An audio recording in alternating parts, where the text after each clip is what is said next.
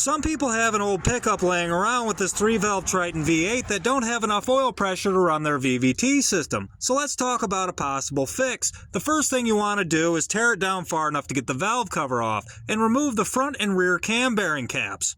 Chances are you'll find this kind of damage. If you don't, this video won't help you. If you do, let's talk about that. I've seen people do this with the head still in the truck, but I take it out. Either way, you have to remove the camshaft, cam followers, and lifters. We're going to start the repair by polishing the camshaft. The first time I encountered this issue, I was 21 years old and it was my only car. Money, tools, and experience were hard to come by, so I'm going to try to use only tools the average person would have in their garage.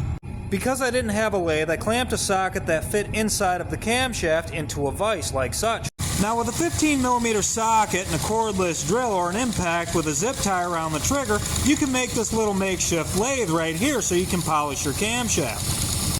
The goal is not to remove the scratches, just the material displaced by the scratches. When you're finished, measure all of the journals and write down your measurements.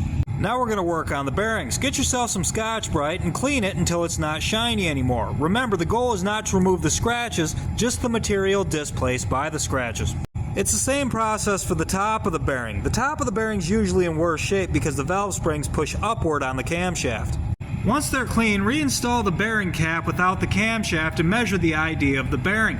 The ID of the bearing needs to be about 3 thousandths bigger than the OD of the respected cam journal. This one's about 8 thousandths too big.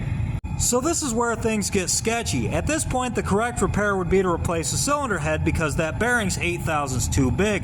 But we don't have that kind of money and this truck's kind of junky. So what I'm going to do is I'm going to run this bastard file across these pillars right here to bring this circle in some until we're back in spec. Remember to be very careful. There's no putting material back if you go too far. This one's about perfect, so I'm going to try it on the camshaft. That feels good. The camshaft turns freely, but there's no up and down movement inside of the bearing. Remember, the word you're looking for is smooth, not tight. From there, one at a time, repeat the same process until they're all back where they need to be. And remember to have the bearing caps at the correct torque before you take any measurements. For those of you who don't know, the reason we did this was to reduce oil pressure loss between the bearing and the camshaft and restore that oil pressure to the VVT system. With the cam followers out and all of the bearings tightened down, you should be able to turn the camshaft pretty easily.